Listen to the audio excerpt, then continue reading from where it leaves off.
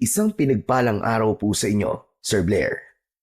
Pati na rin po sa mga masusugid ninyong subscriber sa inyong mga YouTube channel na The Voice Addict at mga kwento ni Apong Isaac.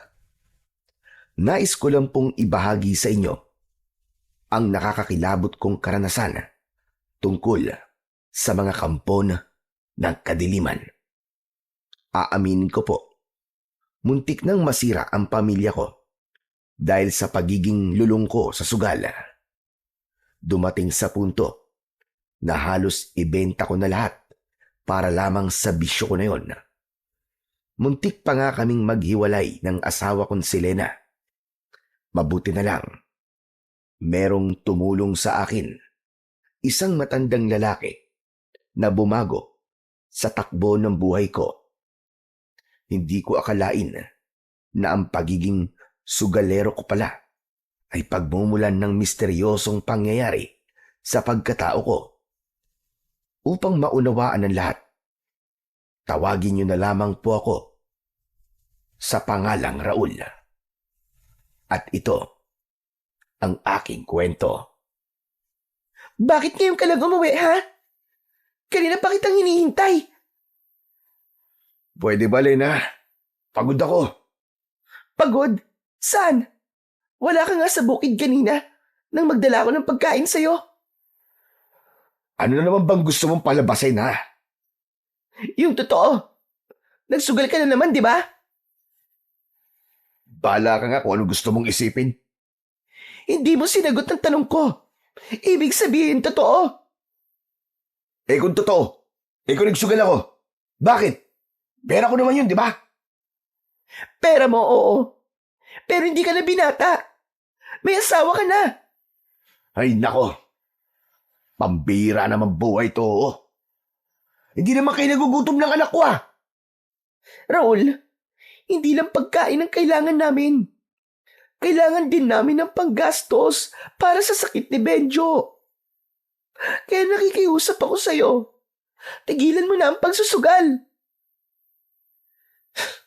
Hindi pa kita asawa. Sugarol na ako. At hindi ako magbabago para sa'yo. Kaya tumabi-tabi ka nga dyan sa harapan ko. Baka mamaya tamaan ka pa sa akin eh. Sarili mo nilang palaging iniisip mo, Raul. Lena, napipikon na ako sa'yo, ha? Tumahimik ka na. Hindi ako natatakot kung mapikon ka sa akin. Dahil walang masama sa sinasabi ko sa'yo. Ay, nako. Pagod na akong makipagtalo. Sige na. Ipaghanda mo na lang ako ng pagkain. At panay kape na lamang ang laman ng tiyan ko. Walang pagkain. At wala rin tayong ulam. Ilaga mo ang baraha mo kung gusto mo. Ano? Anong walang pagkain? Ano bang aasahan mo? Hindi ka nangutang sa tindahan? Sino magpapautang sa atin? Hanggang ngayon di pa rin tayo nakakabayad sa mga utang natin sa tindahan. Anak naman ng putya, oo. Panay ang reklamo mo eh. Gumawa ka ng paraan kung wala. Ikaw ang gumawa ng paraan. Total, diyan ka naman magaling, di ba? Talaga ba sinusubukan mo ko, Lena? Nakakapangutang ka pa nga ng pansugal mo, di ba? Pero sa pagkain natin, hindi. Hindi ko alam kung anong gagawin ko sa'yo. Napakawalang kwenta mong asawa. Ako pa ngayon ang walang kwenta. Ang kapal ng pagmumukha mo. Sobra ka na magsalita. Sige. Sabihin mo lahat ng masasakit na salita. Total, sanay na ako sa'yo. Anak ng putya, oo. Nakakapagod ka na, Lena. Ako rin. Pagod na rin ako sa'yo. Pagod na akong intindihin ka. Gabi ka nang umuwi tapos eto. Paghahanapan mo ko ng kung ano-ano. O ano? Makikipaghiwalay ka na ba? Kung wala tayong anak, matagal na kitang iniwan. Siguro nga, kung papipiliin ka kung ano ang mas mahalaga sa'yo, siguro mas pipiliin mo ang pagsusugal mo. Hindi na ako nagsalita at hindi ko na pinatulan ang kadramahan ng asawa ko. Totoo naman kasi ang sinabi niya.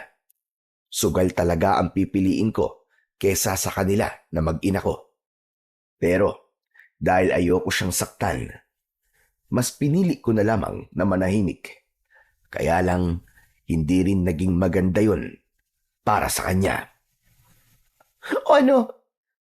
Nanahimik ka? Dahil totoo ang sinabi ko. Hindi ako sumagot dahil ayoko nang makipagtalo sa'yo. Sinungaling! Ang sabihin mo, talagang mas pipiliin mo ang sugal kaysa sa amin ng anak mo. Tama na nga, Lena. Bakit ba ang kulit mo? Pagod ako, kaya tama ng kakadakdak mo sa akin. Sasagot sana si Lena sa akin, ngunit biglang may kumatok sa pinto namin. Nagkatinginan kaming dalawa dahil wala naman kaming inaasahang bisita. Tignan mo nga kung sino yun. Ikaw na lang. Baka mamaya niyan maniningil ng utang yan. Ikaw ang humarap sa kanya. Total, makapal naman yung pagbumukha mo. Abat! Muling naulit ang katok sa pinto namin. Kaya, wala na akong nagawa, kundi ang tignan kung sino ang tao sa labas. Nilapitan ko ang pinto. Pagbukas ko, bumungad sa paningin ko si Jay. Siya ang kanang kamay ni Delo, ang may-ari ng bahay na pinagsusugalan ko. Mabilis akong napalingon sa gawi ni Lena. Kinabahan kasi ako dahil malalaman niyang malaki ang natalo ko sa sugal. O Jay, anong ginagawa mo rito? Pinasusundo ka ni Boss Delo. May dayo raw. Anak naman ng 10 tipaklong, oo. Di ba't sinabi kong huwag mo akong pupuntahan dito sa bahay? Pasensya na, Raul. Alam mo namang mainitin ang ulo ni Boss, di ba? Makulit yun eh. O siya. Sige na. Susunod ako ron. Magbibihis lang ako. Asahan ko yan, ha? Hintayin kita. Oo na, sige na, alis na. Ang kulit. Halos ipagtulakan ko si Jay para lang umalis agad. Mas lalo akong nataranta nang napansin kong lalapit sa amin si Lena. Raul, sino ba yung kausap mo? Bakit ang tagal mo dyan? Si paring Nolan. Humingi sa akin ng tulong. May sakit daw ang anak niya eh. Sabay taboy ko kay Jay. Iiling-iling naman na umalis ito. Nang matiyak ko na wala na ito, saka ko isinarado ang pinto. Lumapit ako kay Lena at nagkunwaring apektado ko sa pagkakaroon ng sakit ng anak ni paring Nolan. Oh, ano raw nangyari? Nakiusap sa akin eh. Samahan ko raw sila sa albularyo. Bakit narito ka pa? Samahan mo na ang kaibigan mo, mas mahalaga yun. Kaso wala naman akong pera. Yan na nga ba ang sinasabi ko eh. Lena, baka naman may naitatabi ka dyan. Anong itatabi ko? Wala ka namang inaabot sa akin. Wala, sige na nga. Ay, nako. Baka magsimula na naman ang gera. Papasok muna ako sa loob. Magpapalit lang ako ng damit.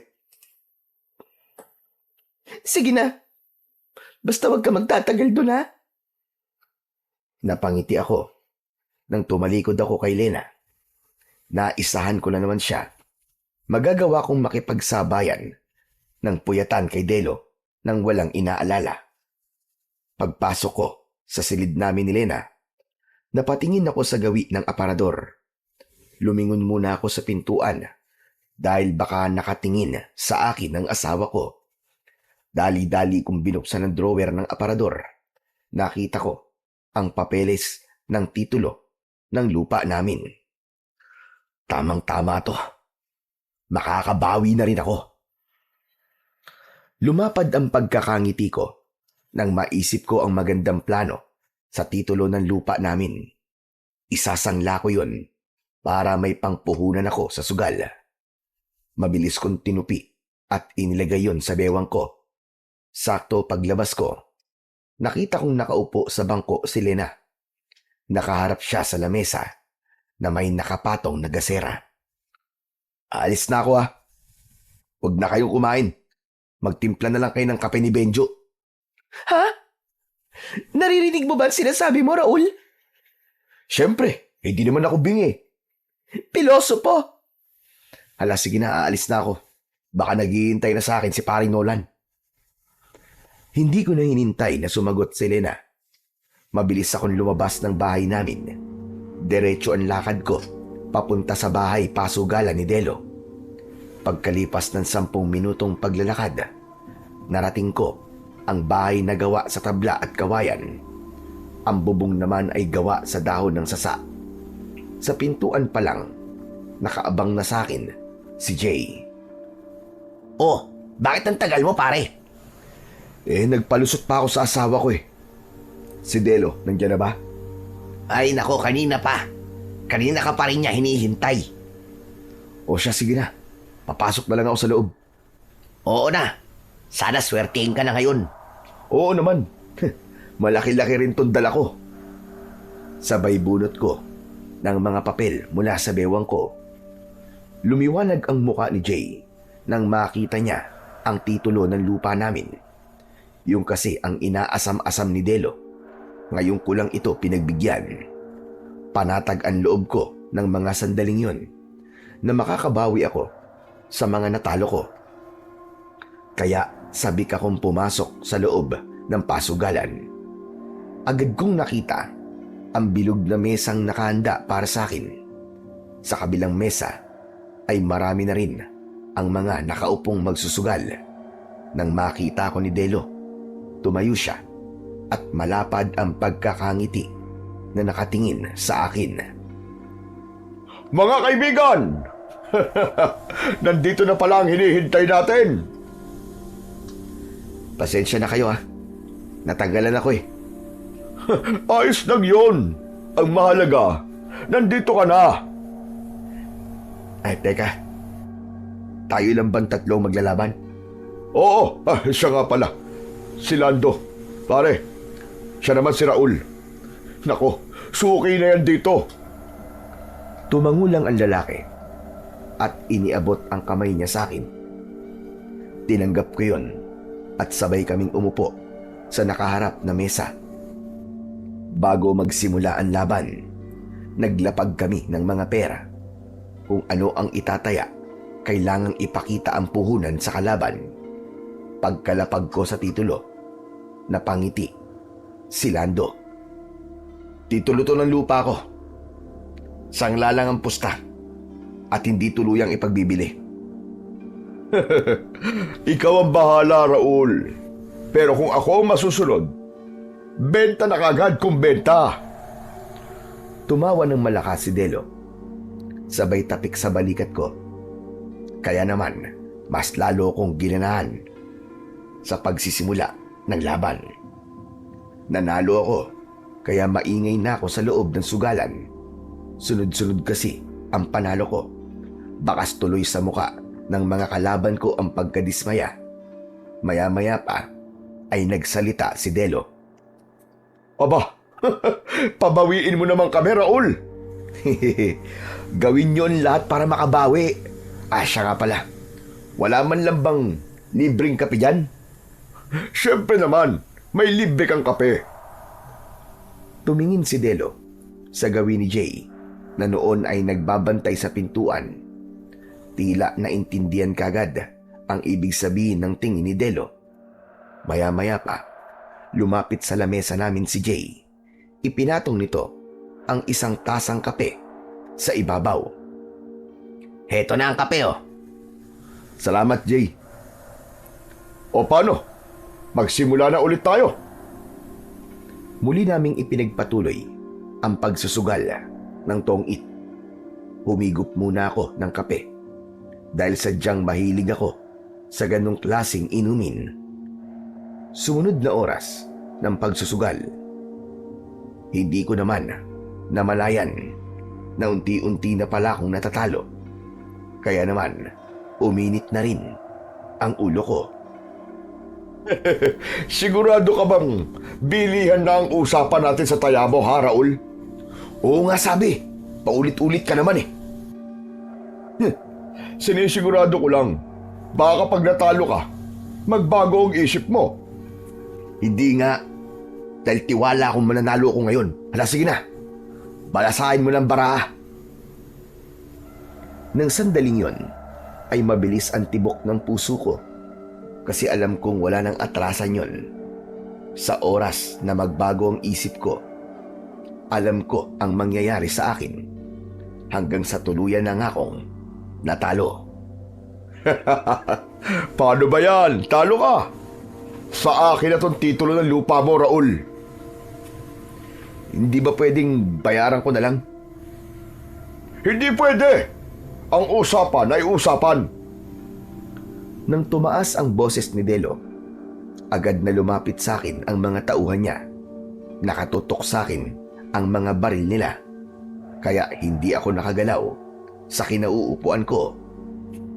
Alam mo na siguro ang patakaran ko sa sugalan ko, Raul.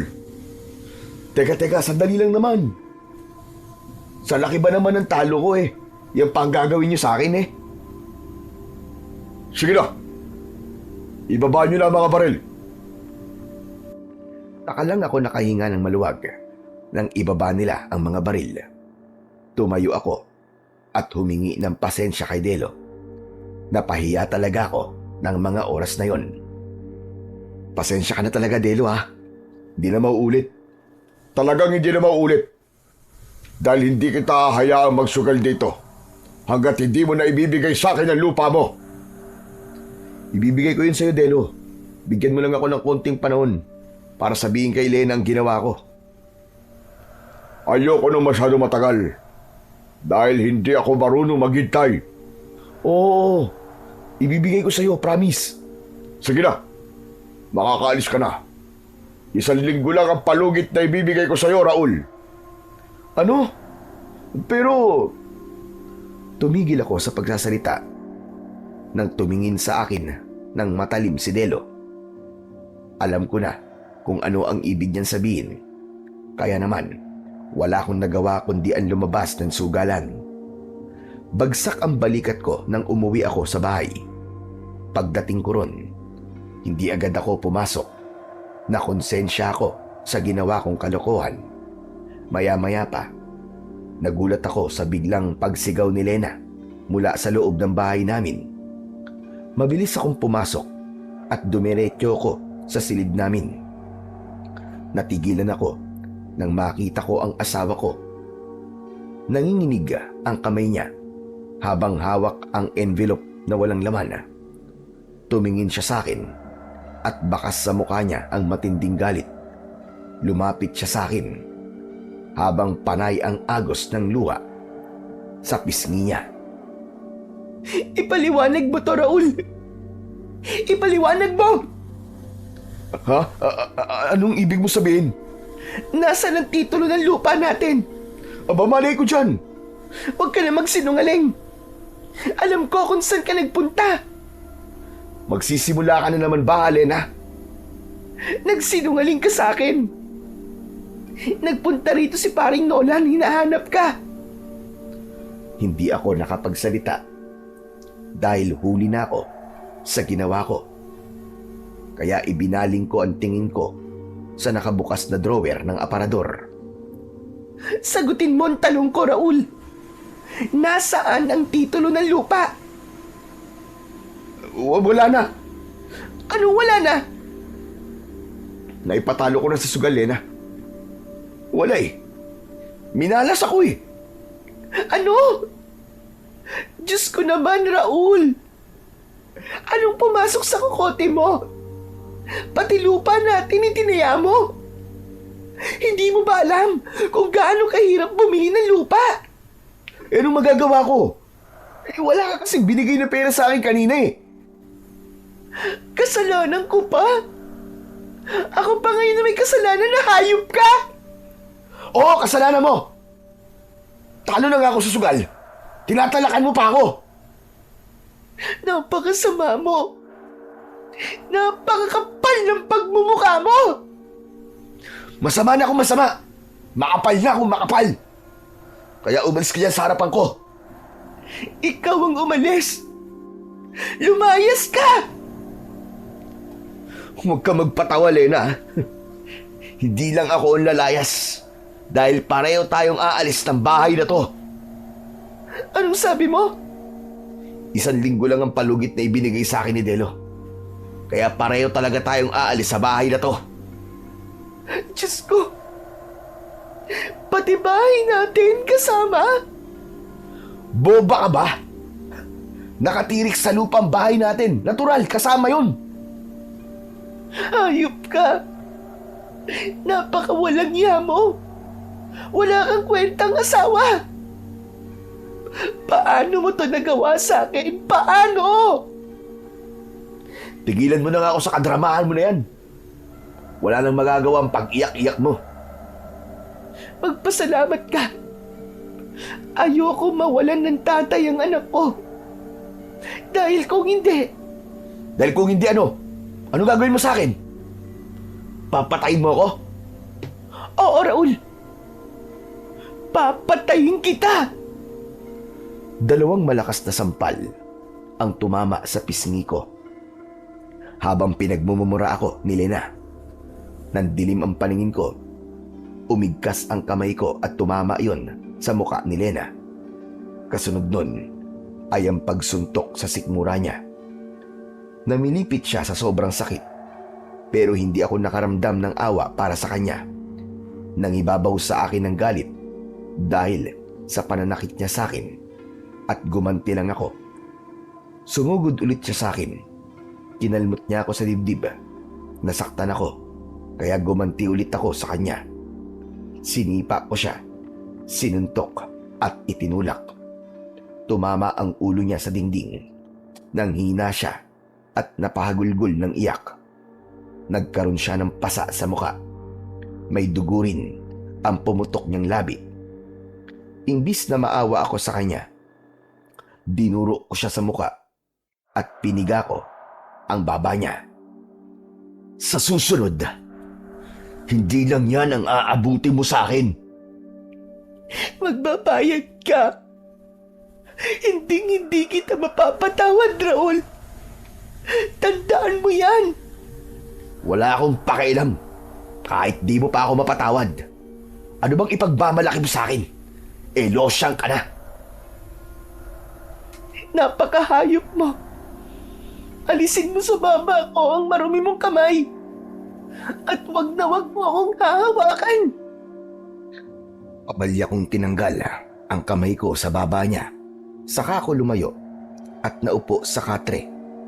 Nakatalikod ako sa asawa ko habang naririnig ko ang ngitbi niya. Humiga ako sa katre hanggang sa nakatulugan ko ang pag-iyak ni Lena. Pagkalipas ng 1 araw, naulit ang pananakit ko kay Lena. Nagsimula kasi ang pagtatalo namin nang malaman niyang nakasangla pala ang araro namin. Nagamit ko ang pera sa sugal dahil gusto kong makabawi. Binato niya ako ng baso na merong mainit na tubig. Tinamaan ako, kaya hindi ko napigilan ang sarili ko at nasaktan ko siya. Hayop ka! Magpasalamat ka dahil pinagtsatsagaan kita. Dapat nga, sinuportahan mo pa ang pagsusugal ko. Sira ulo ka ba? Bakit ko gagawin yon? Ayoko na, Raul. Maghiwalay na tayo. Malakas ang loob mong hamunin ako ng hiwalayan. Siguro may lalaki ka na, no? Ano? Sumagot ka! Wala akong lalaki. Pagkatapos ng mga naranasan ko sa'yo, hindi na ako titingin sa mga lalaki. Sinungaling. Baka nga kapag wala ako sa gabi, ibang lalaki ang katabi mo. Huwag mong ibaling sa akin ang usapan. Ikaw ang problema rito at hindi ako. Ako pala ang problema, ah. Oo. Matagal ka ng problema. Naiintindihan mo ba yon? Sinuntok ko ulit sa tiyan si Lena. Galit na galit ako ng mga oras na yon. Habang ang anak naming si Benjo, nakatayo lang siya sa may pintuan ng silid namin. Madalas ganon Pinapanood lang kami ng anak namin. Umiiyak ito habang nakayakap sa haligi. Pero hindi ko pinansin ang anak ko. Wala akong pakialam ng oras na yon. Tuloy lang ako sa pananakit kay Lena. Tama na! Ang sakit na ng katawan ko! Maawa ka, hindi ko na kaya! Siguro naman magtatanda ka na. Babaldayin kita kapag hindi mo binawasan ang kakatalak mo. Visit na buhay to. Makakatakas din ako sa'yo. Malalayasan din kita. Subukan mo dahil papatayin kita. Tumayo ako at lumayo kay Lena. Tumingin ako sa kanya. Nakahiga siya sa sahig habang yakap ang tiyan. Natalo na naman kasi ako sa sugal ng mga oras na yon. Kaya si Lena ang pinagbuntunan ko ng init ng ulo. Tinignan ko lang ng masama ang anak kong si Benjo. Saka ako muling nagsalita. Lena, maghanap ka ng bahay na malilipatan natin. Dahil malapit na itong kunin ni Delo. Ikaw ang maghanap. Talaga bang inuubos mo ang pasensya ko, ha? Ikaw ang may kagagawan kung bakit mawawalan tayo ng bahay. Kaya ikaw ang gumawa ng paraan. Ano sabi mo? Talagang nagmamatigas ka? Gusto mo bang makatikim uli? Hindi na mangyayari yon. Dahil magmula ngayon, hindi ko nahahayaang lumapat pa ang mga kamay mo sa katawan ko. Hinarap ko si Lena at akmasa ng sasaktan ulit. Pero yumakap ang anak kong si Benjo sa hita ko. Tay, tama na po, tay. Maawa po kayo kay nanay. Tumabi ka nga dyan! Alisin mo ang braso mo sa hita ko! Tama na po, tay. Huwag niyo na po saktan si nanay. Tama na po. Kapag hindi ka umalis sa hita ko, pati ikaw tatamaan sa akin! Huwag mong idadamay ang anak ko! Sa pagkakataong yon, tumayo si Lena at hinila niya ang kamay ng anak namin. Niyakap niya ito at nanginginig ang katawan na tumingin sa akin. Punong-puno ng galit ang kanyang mga mata. May sasabihin pa sana ako nang bigla kong narinig ang boses ni Jay sa labas ng bahay namin. Sumulyap muna ako kay Lena. Saka ko hinarap si Jay. O Jay, ano sadya mo't na parito ka? Halika, sumama ka sa akin. Teka, saan tayo pupunta? Hindi mo pa ba alam? Ang alin? Sabihin mo na kasi, huwag mo na akong bitinin. Si Lando pare, yung kalaban mo sa sugal. Dako, natagpo ang patay dun sa kakauyan. Ano ka mo? Kaya tara na, tignan natin kung ano nangyari sa kanya. Hindi na ako nagpaalam sa asawa kong si Lena. Mabilis kaming tumakbo ni Jay papunta sa sinasabi nitong kinaroroonan ng bangkay ni Lando. Magulo ang isip ko nun dahil kagabi lamang ay kalaban ko pa siya sa sugal. Pagdating namin doon, nadatnan namin ang mga taong nakikiusyoso sa mga nangyari. May mga pulis na rin na nag-iimbestiga. Paglapit namin sa kinaroroonan ni Lando, nagulat ako. Nakita ko ang malagim na sinapit nito. Sino may gawa nito kay Lando? Walang nakakita eh. Grabe at sinapit niya pare. Grabe nga. Brutal ang ginawa sa kanya. Halos maubos ang laman loob niya eh. Nagulat din ako kanina, tol. Hindi ako makapaniwalang sasapitin niya yan. Eh ano raw ang lumabas sa investigasyon ng mga pulis? Wala pa silang impormasyon eh. Dahil wala namang nakakita sa nangyari. Pati ang dila niya dinukot din oh. Nakadilat pa ang mga mata niya. Sa tingin ko, mabangis na kayo pa may gawa nito sa kanya. Paano mo naman nasabi? Tignan mo, tad-tad siya ng kagat sa kanyang katawan. Nang makita ko ang itsura ni Lando, naisip ko rin na tama ang sinabi ni Jay. Pagkalipas ng 2 araw, muling naulit ang nangyari kay Lando. Sa pagkakataong yon, si paring Nolan naman ang biktima. Kagaya ko, isa rin siyang sugalero.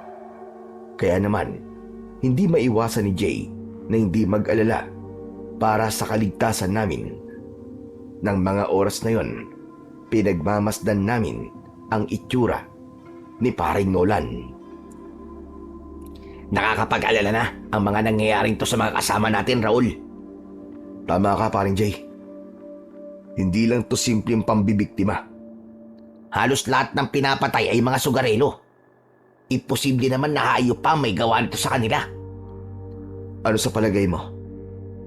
Sino kaya ang gagawa nito sa kanila? Di ko alam, pre. Wala akong maisip kung sino. Ano kaya kung tumambay muna ako sa sugalan ni Delo? Teka, bakit naman? Magmamatsyag ako ron. Paano kung may killer, di ba? Tapos, pinapatay niya ang mga taong nakakatalo sa kanya sa sugal. Ang ibig mo ba sabihin ang taong pumatay sa kanila ay nasa loob lang ng pasugalan ni boss? Maaari yun, Jay. Hindi pa ako sigurado Kaya nga alamin ko Baka hindi pumayag si boss. Alam mo naman na ayaw nun na may nakatambay sa sugalan nang walang dalang pera. Di magdadala ako ng pera. Sigurado ka ba? Kailangan kong gawin to. Dahil baka sa susunod, tayo naman ang biktimahin ng mamamatay taong yun. Bahala ka. Bakit? Hindi mo ba ako tutulungan? Tutulungan kita syempre. Kaya lang, may trabaho kasi ako Hindi naman ako makakaabala sa'yo Gagawin mo pa rin kung ano ang trabaho mo. Napilitang pumayag si Jay sa plano ko. Kaya naman, nang tanghaling yon, umuwi ako sa bahay. Naghanap ako ng gamit na pwede kong maibenta. Wala na kasi akong trabaho. Hinayaan ko si Lena na maglabada. Kaya ng oras na yon, si Benjo lang ang kasama ko. Napatingin ako sa anak ko at kinausap ko siya. Anak, alam mo ba kung may alkansya ang nanay mo? Wala po Wala naman po kasing naitatabing pera si nanay.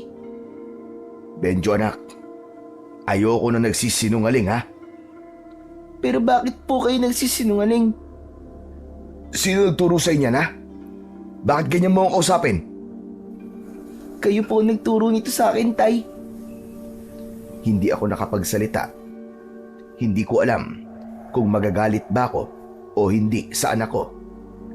Para bang may batong dumagan sa dibdib ko. Dahil yon ang unang pagkakataon na kinausap ako ng ganun ng anak ko. Masama ang magsinungaling, anak. Kaya wag mong gagayahin ang ginagawa ko. Kayo lang po bang pwede magsinungaling, Tay? Tama na. Ang tanong ko na lang ang sagutin mo.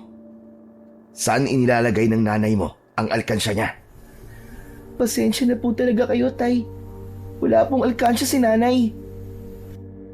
Alam ko na may naitatabing pera si Lena. Kaya nagalit ako sa anak ko. Pakiramdam ko, pinagtataguan niya ako at mas kampi siya sa kanyang nanay. Hindi ka ba talaga magsasabi sa akin ng totoo, ha? Aray, Tay, nasasaktan po ako. Bitiwan niyo po ang braso ko. Talagang masasaktan ka sa akin kapag hindi ka nagsabi ng totoo. Hindi ko po talaga alam, Tay, na may ipon po si nanay. Habang sinasaktan ko si Benjo, dumating si Lena. Mabilis niyang hinablot ang anak ko na noon ay hawak-hawak ko. Talaga bang wala ka ng puso? At sagad na sa kasamaan ng budi mo? Pati anak mo, sinasaktan mo. Mabuti naman at andito ka na. Pengin pera. Wala akong pera.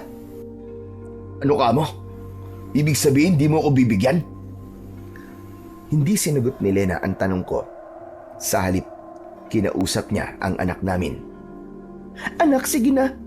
Pumasok ka na sa loob ng silid mo. May pag-uusapan lang kami ng tatay mo. Ayoko po, Nay. Baka saktan na naman po kayo ni tatay Sige na, anak. Huwag na matigas ang ulo mo. Pumasok ka na roon. Hindi po ako aalis. Gusto ko po makita ang gagawin sa inyo ni tatay. Kung paano niya kayo saktan. Ibig kong tandaan yun.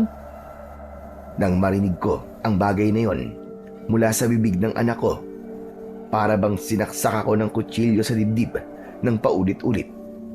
Kaya hinablot ko ang braso ni Lena. Siguro tinuturuan mo ang anak mo, no? Nasagot-sagutin ako ng ganyan. Kaya ganyan siya. Hindi ko siya tinuturuan. Nakikita niya sa ginagawa mo sa akin. Kapag nalaman ko lang na sinisiraan mo ako sa anak ko, papatayin talaga kita, tandaan mo yan. Matagal ka nang sira sa mata ng anak mo, Raul. Dahil sa ginagawa mong kalupitan sa akin. Sa katay, hindi na po kailangan turuan ako ni nanay. Dahil nakikita ko po sa inyo, kayo po mismo nagtuturo sa akin para maging masama ang tingin ko sa inyo. Hindi ko napigilan ang sarili ko. Sinampal ko si Benjo. Isang pagkakamaling hindi ko na mababawi pa. Sa lakas ng pagkakasampal ko sa anak ko, humampas siya sa dingding at nawalan ng malay. Napasigaw ng malakas si Lena dahil sa labis na pag-aalala niya sa anak namin. Nang lapitan niya ito, niyakap niya ito ng maigpit. Nagulat din ako sa ginawa ko. Hindi ako yun. Hindi ganun ang ugali ko. Kaya hindi ko matanggap na ako mismo ang nanakit sa anak ko na dapat sanay ako ang pumoprotekta sa kanya. Hayop ka! Napakasama mo! Magmula ngayon, wala ka ng pamilya. Hihiwalayan na kita. Sandali. Hindi ko naman sinasadya, Lena eh. Sinadya mo dahil ginawa mo. Kapag may nangyaring masama sa anak ko, ipakukulong talaga kita. Subukan mo. Hindi ako magdadalawang isip na kunin sa'yo si Benjo. Dadaan ka muna sa ibabaw ng bangkay ko. Bago mo makuha ang anak ko, hayop ka. Abat, matapang ka ah. Dahil alam mo may ginawa akong kasalanan. Kung totoong may killer na pumapatay sa mga sugalerong kagaya mo, sana ikaw na ang isunod niya. Mamamatay ka, hayop ka. Isinusumpa ko. Bawiin mo sinabi mo. Bawiin mo, Lena. Isinusumpa ko ang araw na minahal kita at tinanggap kita sa buhay ko. Ayos lang kung ako ang saktan mo. Pero kapag anak ko na, hindi kita mapapatawad. Mabilis na hinawakan ni Lena ang kamay ng anak naming si Benjo. Saka sila lumabas ng bahay. Lena! Lena, saan ka pupunta? Sa madadali ng anak natin! Lena! Wala ka ng anak. Kagaya ng sinabi ko, wala ka ng pamilya. Tapos na tayo. Lalayasan mo ako? Oo. Sana noon ko pa ito ginawa. Nung una pa lang na dumapo ang kamay mo sa katawan ko, hayop ka. Pakasalan mo ang sugalan ni Delo. Magsama-sama kayong lahat, mga sugarol! Tuluyan akong iniwan ni Lena. Hindi ko siya napigilan dahil nagkamali ako sa ginawa ko. Hindi ko dapat sinaktan ang anak namin. Ilang araw ko nang napapansin sa sarili ko na para bang may mali sa ugali ko. Bukod sa pagiging sugarol, ay madali na akong magalit. Ngunit inisip ko na baka dala lamang ito ng pagkalulong ko sa sugal. Hinabol ko na lang ng tanaw ang papalayo kong asawa habang karga niya ang walang malay naming anak. Napaupo ako sa saig at inilibot ko sa paligid ang paningin ko. Nakita ko rin ang mga taong nakikiusyoso sa pag-aaway naming mag-asawa. Narinig ko mula sa kanila na mabuti raw at natauhan na si Lena. Magpasalamat pa raw ako dahil walang kapatid na lalaki si Lena. Dahil kung meron, tsak na manghihiram daw ako ng muka sa aso. Wala akong kaalam-alam na masama na pala ang tingin sa akin ng mga tao. Kaya naman, isinarado kong mabuti ang pinto ng bahay at nagkulong ako ron ng maghapon. Unti-unti kong naintindihan na sobrang sama na pala ng ginawa ko. Pagsapit ng gabi, ay lumabas ako ng bahay. Nagtungo ako sa sugalan ni Delo. O ano? Tuloy ba ang plano mo, pre? Wala akong nakuhang pera eh. Huwag ka na mag-isip nun. Kinausap ko na si Boss Delo para sa'yo. Talaga? Oo, pumayag siya sa plano mo na magmamanman ka sa loob ng sugalan niya. Naku, maraming salamat sa'yo, pre. Sos, ano ka ba? Wala yun. Para sa atin din naman itong gagawin mo eh. Teka. Bakit ganyan ang itsura mo? Di ka ba masaya sa sinabi ko? Hindi, pre. Nag-away kasi kami ni Lena. Malala ang ginawa ko sa kanya. Sus, away mag-asawa lang yun. Hindi, pre. Iba to. Wala na, nakipag-iwalay na siya sa akin. Pambihira, bakit? Ano ba nangyari? Hindi ko sinasadya eh. Nasaktan ko yung anak ko eh. Ano ka mo? Nako, mahirap nga yan. Ba't mo naman ginawa yun? Ewan ko ba?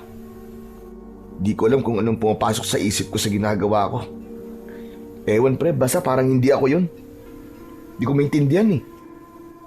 Pambihira ka, talagang mali ang ginawa mo, pare. Humingi ka ng tawad sa kanila. Lalong-lalo na sa asawa mo.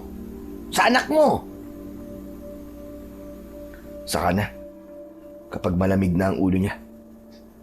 Maiba nga pala tayo. Alam mo bang marami rin palang natatagpo ang patay sa kabilang baryo? Ano ka mo? Oo, lahat sila. Mga lulong sa sugal. Diyos ko. Hindi lang pala dito sa atin ano. Oo, yun ang sabi. Doon daw nagsimula ang patayan. Nakarating lang daw dito. Ano sabi naman ni Delo tungkol doon? Ayun, galit na galit. Apektado raw negosyo niya dahil marami raw ang natatakot na pumasok sa sugalan niya. Kaya siguro pinayagan niya ako magmanman sa loob. Dahil malaking bagay yon para sa negosyo niya. Kaya galingan mo, pare. Ang balita ko pa, kung sino raw ang makakahuli sa salarin, sa kanya raw mapupunta ang titulo ng lupa mo. Ha? Seryoso ba yun? Oo, pare. Kaya pagkakataon mo na rin na mabawi ang titulo ng lupa mo. Naku, maraming salamat sa impormasyon mo, pare. Ginanahan ako lalo. O wala, sige na. Pumasok ka na sa loob ng sugalan. Dahil sa mga sinabi ni Jay, magaan at ganado ang loob ko na pumasok sa loob ng sugalan. Nadatnan ko na nagwawala sa galit si Delo. Kausap niya ang kanyang mga tauhan. Ano ba klaseng pagbabantay ang pinagagagawa nyo, ha? Marami pa rin ang nakakalusot! Tumigil sa pagsasalita si Delo nang tumingin siya sa akin. Tinawag niya ako sa pamamagitan ng senyas. Lumapit naman ako sa kanya at inakbayan niya ako sa balikat. Halika, Raul. Ipapakilala kita sa mga tauhan ko. Sila ang tutulong sa'yo para mahuli kung sino ang pumatay sa dalawang kliyente ko. Mabuti naman at pumayag ka sa binabala ko, pare.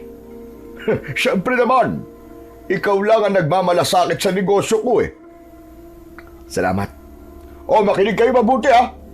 Simula ngayon, katropa na natin si Raul. Kung ano ang iutos niya, sundin niyo. Nagkakaintindihan ba tayo? Sabay-sabay na sumang-ayon ang mga tauhan nito sa gusto kong mangyari. Sa isang iglap, naging leader ako ng mga tauhan ni Delo. Buong magdamag akong nagbantay sa loob ng pasugalan nito. Nakatayo lamang ako sa gilid ng pintuan habang nagmamatsyag sa kanila. Maya-maya pa ay lumapit sa akin si Jay at inabutan niya ako ng mainit na kape. O pare, magkape ka muna para may panlaban ka sa puyat. Medyo mahaba pa ang oras, oh. Salamat sa kape. O anong balita? May napansin ka na bang kahinahinalang kilos? Wala pa nga eh. Teka, may sigarilyo ka ba dyan? Wala. Hindi uso sa akin ang sigarilyo eh. Sige na, inumin mo na ang kape para hindi ka antukin mamaya. Saka ko lang kinuha ang tasa mula sa kamay ni Jay. Pagkatapos ay nilagok ko yun. Pagkalipas ng ilang oras na pagbabantay ko, wala pa rin akong napansin na kahina-hinalang kilos. Kaya pagsapit ng madaling araw, ay nagpaalam na ako kay Delo. Delo, uwi na muna ako ha. Kailangan ko na muna magpahinga. Wala naman akong napansing kakaiba sa mga nagsusugal eh. Inaasahan ko na mangyayari yan. Huwag ka mag-alala. Mahuhuli rin natin siya. Natitiyak kong alam niya ang tungkol sa plano mo. Galingan niya lang ang pagtatago. Kung ganun pareho pala tayo ng hinala, na isa sa mga tauhan mo ang killer. Oo, tama ka. Kaya sila ang bantayan mo. Sige na, makakaalis ka na. Oh, ito nga pala. Para sa'yo. Pera? Bakit, Delo? Pambili mo ng ulam para sa pamilya mo. Nagkaproblema nga kami ni Lene. Aba, ayusin mo nga yan. At teka, sandali lang. Kailan kayo aalis sa bahay ko? Kapag dumating na ang mga tauhan mo para paalisin ako, saka lang ako aalis. Nag-usap na tayo tungkol dyan, di ba? Oo, hindi ko naman nakakalimutan yung Delo. Huwag kang mag-alala. Hindi ako makikipagmatigasan sa'yo. Maayos akong kausap. Kaya aalis kami ng tahimik dun sa bahay. Mabuti naman kung ganun. Pero kapag nahuli mo kung sino ang taong pumatay sa mga kliyente ko, ibabalik ko sa'yo ang titulo ng lupa mo. Hindi ako makakapangako na mahuhuli ko ang taong yung Delo. Pero gagawin ko ang lahat para mauli siya. Isa pa, pinatay niya ang kaibigan ko. Anong plano mo ngayon? Sa ngayon aayusin ko muna ang pamilya ko, Delo. Malaki ang atraso ko sa kanila. Mabuti pa nga. Nabanggit na rin naman sa akin ni Jay ang nangyari sa inyong dalawa ni Lena. Kaya nga Sige na, Delo. Tuloy na ako. Salamat. Hindi ko na hinintay na magsalita si Delo. Mabilis akong umuwi sa bahay at inasahan kong madadatnan ko ang asawa kong si Lena. Pero nagkamali ako. Pagpasok ko sa loob ng bahay, walang nagbago. Andun pa rin ang kalat na iniwan ko kahapon. Walang pagkain na nakahain sa mesa. Walang kaping naghihintay sa pagdating ko. Marumi ang bahay at sobrang tahimik. Saka lang sumagi sa isip ko ang malaking pagkakamaling nagawa ko sa asawa ko. Sadyang ganun naman siguro. Malalaman lang ang halaga ng isang tao kapag nawala na ito sa buhay natin. Kaya hindi ko napigilan ang sarili ko. Nakaramdam ako ng labis na pagsisisi. Patawarin mo ko, Lena. Lalong-lalo na sa'yo, Benjo. Hindi ko akalain na sa isang iglap, mawawala kayo sa akin. Binalot ng lungkot ang dibdib ko. Kaya naisip kong pumasok sa loob ng kwarto. Pansamantala kong nagpahinga dahil magdamag akong puyat. Paghiga ko sa katre, biglang kumalam ang sikmura ko. Kakaibang gutom ang naramdaman ko. Ngayon ko lang naramdaman ang bagay na yon sa tanang buhay ko. Mainit din ang pakiramdam ko. Biglang nanginig ang katawan ko at tumulo ang laway ko. Kaya naman, bumangon din ako sa higaan. Sobra kong pinagtakaan ang kakaibang nangyayari sa katawan ko. Teka, bakit ganito ang pakiramdam ko? Sobrang init ng pakiramdam ko. Wala naman akong lagnat. Upang mawala ang pag-aalala ko, tumayo ako at tumarap sa salamin na kung saan ay kita ko ang buong katawan ko. Hinubad ko ang damit ko dahil para bang may insektong gumagalaw sa ilalim ng damit ko. Sa pagtanggal ko ng damit, nakita ko ang malalaking ugat na bumukol sa balat ko at sa aking dibdib. Anak ng putya! Ano to? Nanginginig ang kamay ko nang hawakan ko ang dibdib ko. Masakit ang balat ko na para bang napapaso yun sa liwanag na tumatagos sa silid ko. Dahil doon, mas lalo akong kinabahan. Diyos ko, Parang may mali sa katawan ko. Teka, ilang araw ko nang napapansin ang tungkol sa parang bukol na to. Pati ang pagbabago sa ugali ko. Ano ba nangyayari sa akin? Tulungan niyo ako, Panginoon. Biglang sumagi sa isip ko ang mga sinabi sa akin ni Lena.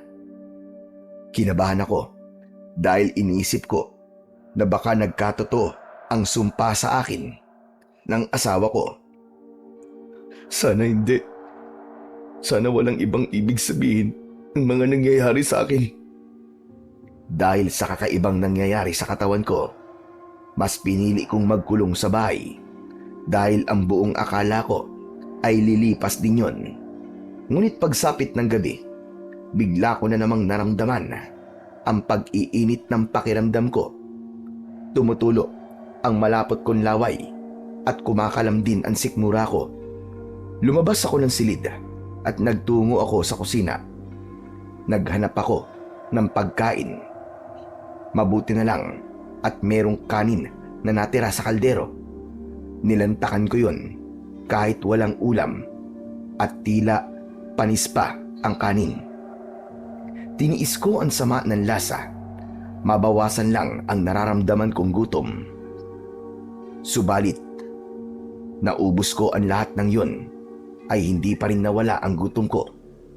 Dahil sa labis na galit, ibinato ko ang kaldero at lumampas yun sa dingding na tabla. Kaya naman, mas lalo akong nagulat. Hala, malakas din ang kamay ko. Ano kaya nangyayari sa akin? Anong gagawin ko? Dahil sa pagtataka, pumasok ako sa loob ng CR at naligo ako. Ang buong akala ko, init lang yun ng katawan. Ngunit nagkamali ako. Dahil mas tumindi ang nararamdaman kong init ng katawan. Ang ipinagtataka ko, bigla kong umangil ng malakas. Yun ang boses na narinig kong lumabas mula sa bibig ko. Hindi yun angil ng isang normal na tao, kundi angil yun ng isang asong nauulol. Dahil sa narinig ko, napataklob ako ng tenga, kaya naramdaman ko ang magaspang kong kamay. Saka ko lang napansin ang mahaba kong mga kuko sa mga daliri ko. Napaatras ako at nanginig ang katawan ko dahil sa takot. Pinagmasdan ko ang mga kamay ko. Kinabahan ako dahil sa nakita ko ang kakaibang itsura nito. Ano to? Bakit may balahibo mga kamay ko? Ang haba rin ng mga kuko ko sa daliri. Ang aking binte. Napakarami rin balahibo ang tumubo. Ang boses ko naging malagong at nakakakilabot. Diyos ko, tulungan niyo po ako. Hindi ko alam kung ano nangyayari sa akin. Bigla akong natigilan.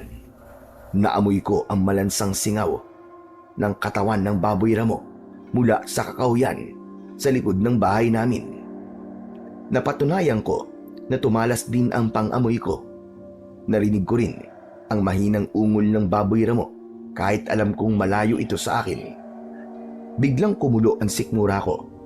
Sa pakiwari ko, ang baboy ramong naaamoy ko ang siyang tatanggal sa nararamdaman kong gutom at uhaw. Hindi na ako nagdalawang isip. Hindi ko napigilan ang sarili ko. Mabilis akong tumakbo papunta sa bintana at tumalon ako. Paglapat ng mga paa ko sa lupa, tumakbo ako papunta sa pinagmumulan ng naaamoy kong baboy ramo. Pagdating ko sa gitna ng gubat, nakita ko ang baboy ramo. Abala ito sa pagdukal ng lupa gamit ang nguso. Walang ano-ano ay sinunggaban ko ang hayop. Kinagat ko ang leeg nito at sinipsip ang kanyang dugo. Hindi pa ako nasiyahan. Winakwak ko ang kanyang tiyan gamit ang matutulis kong kuko. Hindi ko makontrol ang sarili ko na para bang may puwersang nagtutulak sa akin na lantakan ang lamang loob ng hayop. Tuluyan ko nang hindi napigilan ang sarili ko. Sumubsub ako sa tiyan ng kaawa-awang hayop. Nilantakan ko. Nilantakan ko sa palad ko ang bituan ng baboy ramo na dinukot ko mula sa tiyan. Napakasarap ng lasa, malinamnam na para bang binigyan ako ng lakas nang mabusog ako. Tumayo ako at malakas akong umatungal habang nakatingala sa langit. Isa lang ang malinaw sa akin. Hindi na ako ordinaryong tao, kundi isang halimaw na kumakain ng hilaw na karne ng hayop. Pagkatapos kong lantakan ang katawan ng baboy ramo, tinatapon ko ang katawan nito sa malayo. Akmasa nang aalis ako sa lugar na yon nang marinig ko ang boses ng mag-ina ko. Nagtago ako sa likod ng puno at nakita ko na papunta sila sa gawi ko. Nay, ano pong gagawin natin dito? Bakit niyo po kayo sinama sa lugar na to? Gabi na po eh. Huwag ka maingay, anak. Mabilis lang to. Ano po ba kasi ang gagawin natin, Nay? At saka, bakit po kayo may hawak na itak? Huhukayin ko lang ang garapon, anak. Garapon po? O bakit po? Kailangan ko lang gamitin ang ibinaon kong garapon. Ano po ba laman nun, Nay? Basta, tulungan mo na lang ako nang makauwi na kagad tayo. Habang pinanonood kong nagdudukal ng lupa si Lena, napuno ng tanong ang isip ko. Anong ginagawa ng mga ito sa gitna ng kagubatan ng ganung oras? Hinintay ko na makuha ni Lena ang garapon na sinasabi nito at sa pagmamadali, bigla itong nasugatan.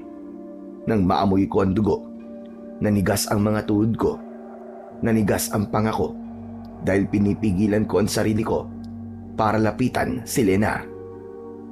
Hindi. Anong nangyayari sa akin? Halos bumaon ang mga kuko ko sa katawan ng punong pinagtataguan ko, lalo na nang magsalita si Lena. Aray, ang hapdi na ng sugat ko, anak. Ako na po magtutuloy ng pagdudukal ng lupa. Mabuti pa nga. Sunod-sunod ang paglunok ko ng laway nang makita kong sinipsip ni Lena ang kanyang daliring nasugatan. Maya-maya pa ay naramdaman ko ang pagkilos ng katawan ko para puntahan si Lena. Ngunit nilabanan ko ang sarili ko. Kaya lang, malakas ang puwersang nasa loob ng katawan ko. Idagdag pa ang mga bulong sa tenga ko na nagsasabing masarap ang lasa ng dugo ng tao. Tuluyan na nga akong natalo ng tawag ng uhaw sa katawan ko. Akmang aatake ako sa mag-ina ko nang may kamay na pumigil sa balikat ko at pinaamoy niya ako ng mabangong bulaklak ng sampagita hanggang sa tuluyan akong nawalan ng malay. Nagising ako sa mahinang boses ng isang matandang lalaki na bumubulong sa tenga ko. Pagmulat ko ng mga mata, nakita ko ang isang matandang lalaking nakangiti sa akin. Tumayo ito at pinagmasdan niya ako. Kaya naman, napabalikwas ako. Sino po kayo? Nasaan po ako? Nandito ka sa bahay ko. Bakit po ako nandito? Iniligtas lamang kita sa paggawa ng masama. Kung hindi kita pinigilan kagabi, baka napatay mo na ang mag-ina mo. Hindi po mangyayari yun. Ngunit muntik na nga mangyari kagabi. Kawawa naman ang asawa mong si Lena kung magwawakas lang ang buhay niya sa kamay ng asawa niya. Mauulila sa ina si Benjo kung hinayaan kitang lumapit sa kanila kagabi. Kilala niyo po? Pati ang mag-ina ko? Oo naman. Kilala ko sila at kilala rin kita, Raul. Dahil lihim kitang sinusubaybayan. Ano ang kailangan niyo sa akin? Ikaw ang napili kong maging mananabas ng mga aswang na tiktik. Aswang na tiktik? Sila ba ang kauri ko? Oo, magiging kauri pa lang. Ang aswang na tiktik ay ang mga nilalang na may kakayahang magpahaba ng dila at pumatay ng tao sa pamamagitan ng kanilang kuko. Tulungan mo akong pigilan ang pagdami nila. Pero, isa na rin po akong aswang. Hindi ka paganap na aswang. Dahil ang nangyayari sa'yo ay sintomas ng pagkakaroon ng hawa ng aswang. Magiging aswang ka lang kapag tumikim ka na ng karne ng tao. Kaya may pagkakataon ka pa na makalaya sa hawa ng aswang. Kung ganun po nangyari sa akin kagabi, ay sintomas pa lang ng hawa ng aswang. Tama ka, Raul. Paano po nangyari yun? Hindi naman po ako nakagat ng aswang ha. Maraming dahilan ang pagkakaroon ng hawa ng aswang. Maaaring nakukuha ito sa pagkain, sa inumin, at sa mga taong nakakasalamuha mo. Pero sa ngayon, hindi na muna yun ang mahalaga. Mas mahalaga sa akin ay makuha ang serbisyo mo. Serbisyo po para saan? Lipulin mo mga aswang. Huwag kang mag-alala. Babayaran kita. Bakit ko naman po gagawin yun? Tsaka, sino po ba talaga kayo? Ako si Tatang Igmo. Gagawin mo ang ipag-uutos ko para sa kaligtasan ng lahat ng mga taong nakatira sa baryong ito. Ayaw mo ba nun? Ang perang ibabayad ko sa'yo ay magagamit mong pagtubo sa titulo ng lupang ipinatalo mo kay Delo. Pati po tungkol sa bagay na yan, alam nyo rin? Oo naman. Huwag ka nang magtaka. Kagaya ng sinabi ko, alam ko ang kwento ng buhay mo. Alam ko rin ang mga pinaggagawa mo sa asawa mo. Wala na po pala ako may tatago sa inyo. Alam na alam niyo po ang kwento ng buhay ko eh. Kung tutulungan ko po kayo, tulungan niyo rin po akong makalaya sa hawa ng aswang. Hindi ako ang makakatulong sa iyan, kundi ang albularyo may kakayang manggamot ng taong may hawa ng aswang. Sa kasamaang palad, wala akong kilalang albularyong may ganong klase ng kakayahan. Kung ganun, hahayaan niyo na lang po ako na maging ganito. May alam ako para pigilan ang paglitaw ng hawa ng aswang sa katawan mo. Ano po yung Tatang Igmo? Teka, sandali lang. At kukunin ko lamang sa luma kong baul. Yumuko ang matandang si Tandang Igmo. Kinuha niya ang baul sa ilalim ng katre. Binuksan niya ang takip at kinuha mula sa loob nun ang bote na may lamang kulay dilaw na likido. Ibinigay niya yon sa akin. Ano po ito? Katas yan ng bulaklak ng sampagita. Yan din ang ginamit ko sa iyo kagabi. Para saan po ito? Kapag naamoy mo ang katas ng sampagita, pansamantalang hihintong nararamdaman mong pagkatakam sa ilaw na karne. Gawin mo ang lahat para hindi ka tumikim ng karne ng tao o kahit ng dugo nila. Dahil kapag nangyari yon, wala nang pag-asang bumalik ka pa sa dati. Ano naman po ang hawak niyong yan? Ito ba? Ito naman ang magagamit mong sandata laban sa mga aswang. Ito ang tabak. Pigilan mo ang pag-aasik nila ng lagim.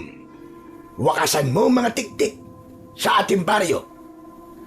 Paano po kung ayoko, Tatang Igmo? Kung tumanggi ako? Hindi ka maaaring tumanggi dahil nakasalalay dito ang buhay ng pamilya mo. Isa pa, sayang din ang perang ibabayad ko sa'yo. Ayaw mo bang mabuo ulit ang pamilya mo? Naging masama po akong asawa at ama sa mag-ina ko. Kaya imposible pong mabuo pa ulit ang pamilya ko. Walang imposible kapag ginusto mo, Raul. Isa pa, alam kong nagawa mo lang ang bagay na yun dahil may hawa ka ng aswang. Ayaw mo bang bigyan ng katarungan ang nangyari sa'yo? Ano pong ibig niyong sabihin? Natitiyak kong may gumawa niyan sa'yo. Natigilan ako. Biglang sumagi sa isip ko na meron ngang nanghawa sa akin. Ngunit sino? Alamin mo kung sino ang taong nagbigay sa'yo ng hawa ng aswang. Sa ganung paraan, magkakaroon ka ng dahilan para pumatay ng mga aswang na tiktik. Pero, tandaan mo, kapag hindi mo tinulungan ang sarili mo, mapapahamak ang pamilya mo. Sa oras na maramdaman mong gutom, hindi mo makokontrol ang sarili mo. Lalapain mo ang sarili mong pamilya. Hindi po mangyayari yun, Tatang Igmo. Huwag niyo akong takutin. Ano naman na mapapala ko kung tatakutin kita? Hindi mo ba natatandaan ang nangyari sa'yo kagabi? Nahirapan kang pigilan ang sarili mo nang maamoy mo ang dugo ni Lena. Nang maalala ko ang nangyari kagabi, bigla kong nabahala dahil may punto ang matanda at totoo ang sinasabi nito. Sige po. Gagawin ko pong ipinag-uutos niyo, Tatang Igmo. Mabuti kung ganon. Hala, sige na. Makakauwi ka na. Saan po ako pwede magsimula, Tatang Igmo? Sa bahay pasugalan. Bantayan mo ang mga taong nagsusugal doon. Gamitin mo ang mga ibinigay ko sa'yo dahil makakatulong ang mga yan sa pagiging mananabas mo ng aswang. Pagkatapos namin mag-usap ni Tatang Igmo, ay nagpaalam ako sa matanda. Dala ko ang tabak at isang bote na may katas ng bulaklak ng sampagita. Pagkalipas ng ilang minutong paglalakad, ay nakauwi rin ako sa bahay. Pumasok ako sa loob ng silid ko at pinagmasdan ko ulit ang katawan ko sa harap ng salamin. Wala na mga bakas ng mga ugat sa balat ko. Wala na rin ang mga balahibo at mahabang kuko. Kung totoong may nanghawa sa akin, pagbabayaran niya ang kanyang ginawa. Ilang araw na rin ang lumipas, magmula nang maghiwalay kami ni Lena. Wala rin akong balita kung saan sila nakatira. Wala naman siyang mga magulang na pwede niyang malapitan. Kaya hinanap ko sila at kung saan-saan ako nagtanong. Alam kong hindi pa sila umaalis sa baryo dahil minsan ko silang nakita sa kakawyan. Hanggang may isang lalaking lumapit sa akin at sinabi nito na nakita niya raw ang mag-ina ko sa kakawyan sa lumang koprahan. Nagpakilala siya sa pangalang Negro. Nang umalis ito, dumating naman si Jay. Pare, saan ka pupunta? Hinahanap ko mag-ina ko eh. Bakit naman may dala ka pang itak? Baka naman matakot sa'yo dyan si Lena. Ito ba? Nalaman ko kasing nakatira raw ang mag-ina ko sa koprahan. Hindi ko sinabi kay Jay na may dahilan ako kung bakit may dala akong tabak ng oras na yon. O paano? Tutuloy na ako, pare. Sige, mag-iingat ka, pare. Mabilis akong naglakad at tinakandaan papasok sa kakawyan. Umaasa ako na magkikita kami ng mag-ina ko sa koprahang sinasabi ni Negro. Pagdating ko sa gitna ng kagubatan, tumigil ako sa paglalakad. Sinipat ko ang bawat sulok ng kakawyan. Napansin ko na medyo malayo na rin yun sa baryo namin. Kinabahan ako dahil hindi ko akalain natitira ang asawa ko sa ganong klaseng lugar. Dahil doon, mas lalo kong naramdaman ang awa para kay Lena at sa aming anak. Bigla tuloy akong nag-alala sa mag-ina ko. Nang hindi ko mahanap ang koprahan, nagpahinga muna ako sa ilalim ng puno. Diyos ko, sana ay mahanap ko na mag-ina ko. Pagkatapos ko magpahinga, ay ipinagpatuloy ko ang paghahanap. Pero lumipas na ang ilang oras, ay hindi ko pa rin nahahanap ang kinaroroonan ng koprahan. Inabutan na rin ako ng dilim sa daan. Kaya naman, tumigil ako sandali at iginala ko ang paningin sa paligid. Akma sanang haakbang ulit ako nang bigla kong naramdaman ang pagkalam ng sikmura ko. Diyos ko, nararamdaman ko na naman ang pagsisimula ng paglabas ng sintomas ng hawa ng aswang. Anong gagawin ko? Kailangan pigilan ko to.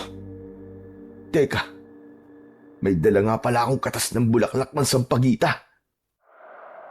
Dali-dali kong dinukot sa bulsa ko ang bote, saka ko inamoy ang katas nito.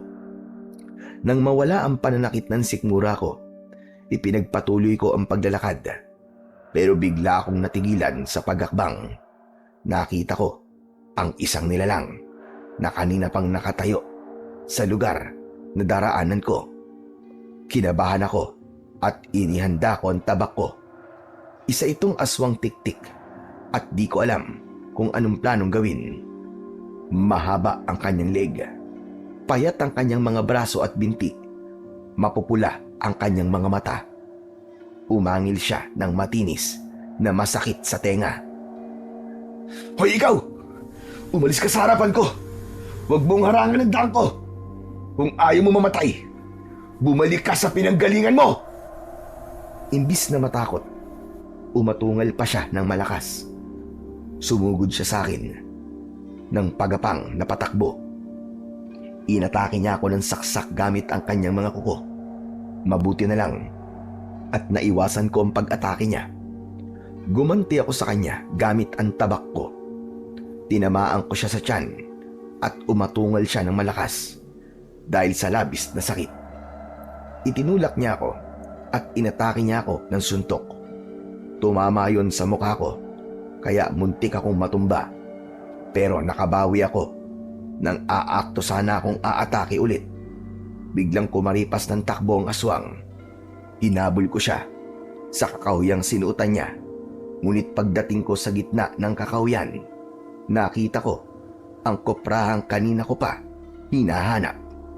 Kinabahan ako dahil alam kong sa lugar na yon naroon ang mag-ina ko. Hindi maaari. Kailangan mahanap ko ang aswang na yun.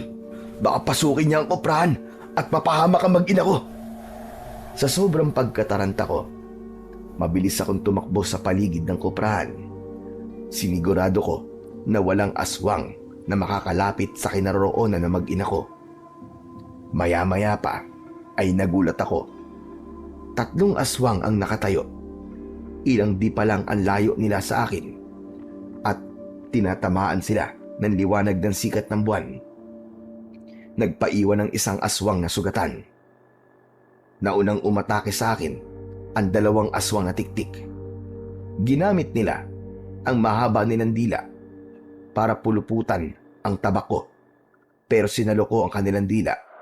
Hinila ko ang mga yon, kaya nakalakad sila papunta sa kinaroroonan ko. Sabay ko silang binigwasan ng taga na tumama sa kanilang leeg. Pinugutan ko sila sa ulo sa harapan mismo ng aswang na una ko nang nakalaban kanina.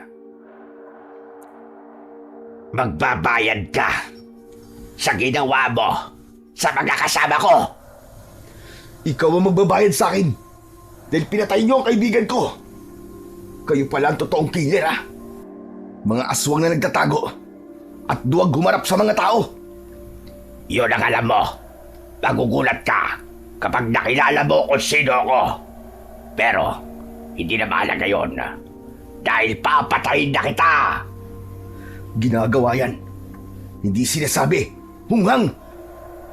Tumingin sa akin ang aswang sa gawi ng koprahan. Pagkatapos ngumisi siya at humalakhak ng malakas.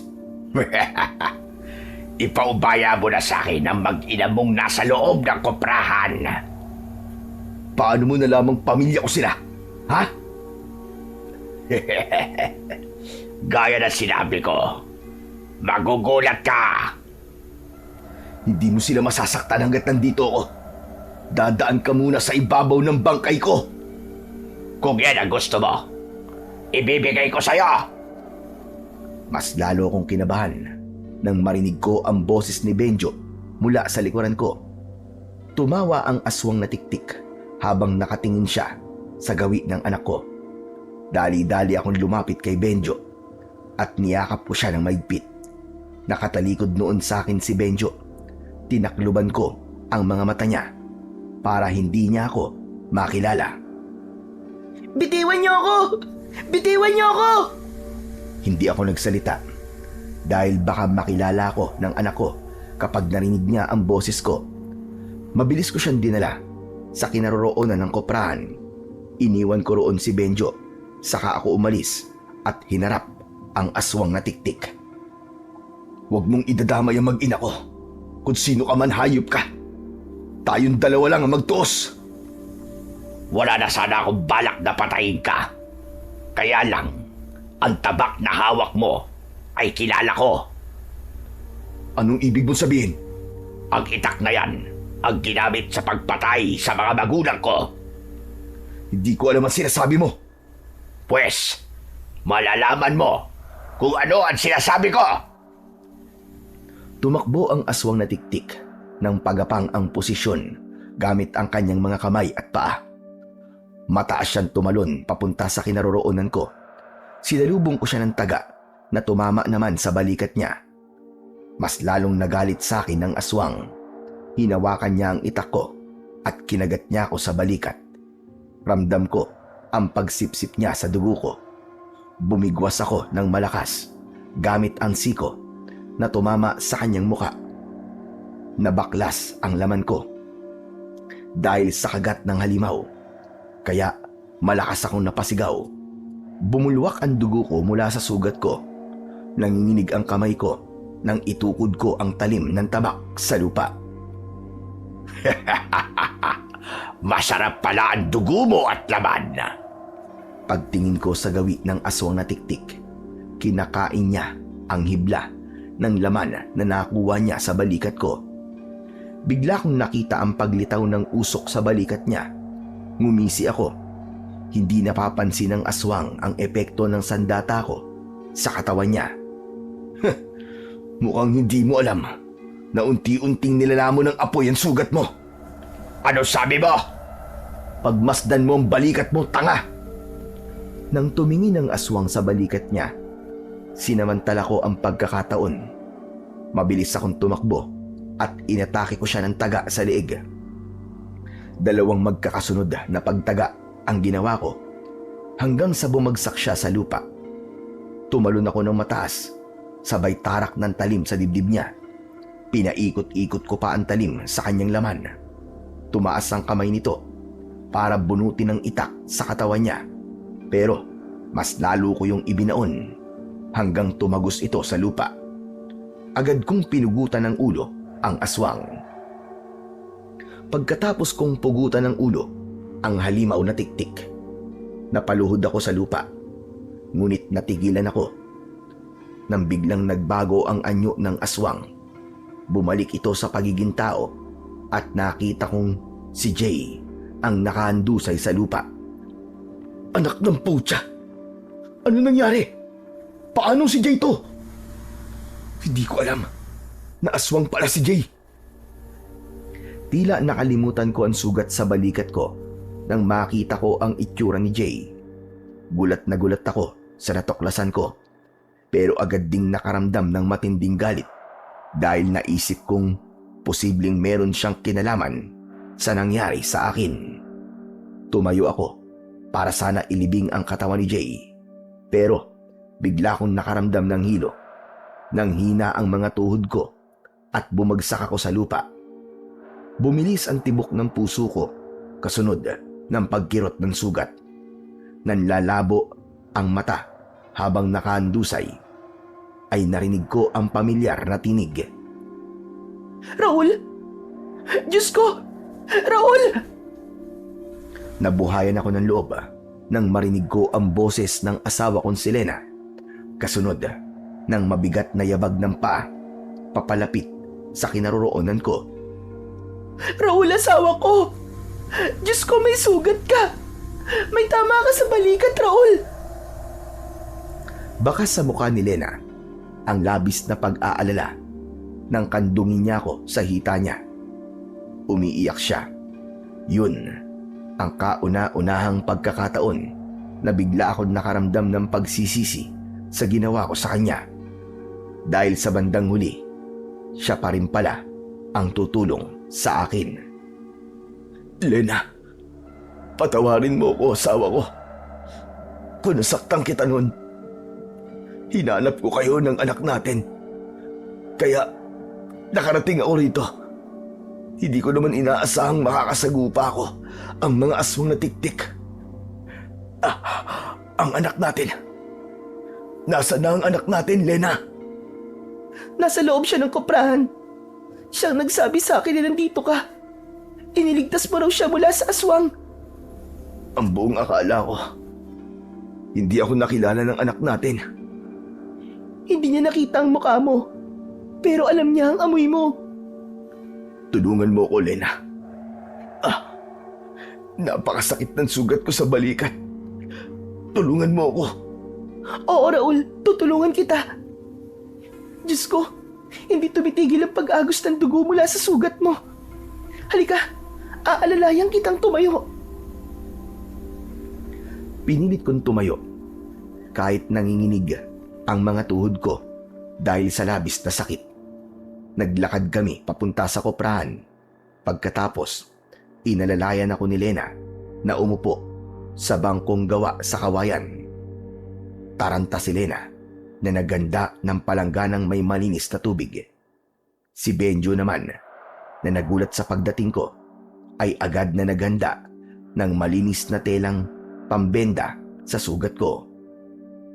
Anak, ihanda mo ang telang pambenda sa sugat ng tatay mo. Tsaka yung garapon. Kukuha lang ako ng talbos ng bayabas sa labas. Opo, Nay. Mabilis na lumabas ng bahay si Lena, habang si Benjo naman ay sinunod ang utos ng kanyang ina. Pagkalipas ng 2 minuto, bumalik si Lena, dala ang talbos ng bayabas. Agad niya yung dinikdik, saka kinatas. Nay, si tatay po. Gagaling po ba si tatay? Oo, anak. Gagaling ang tatay mo. Huwag ka mag-alala. Huwag kayong mag-alala. Kaya ko to. Konting sugat lang naman to. Pero Raul, hindi basta sugat yan.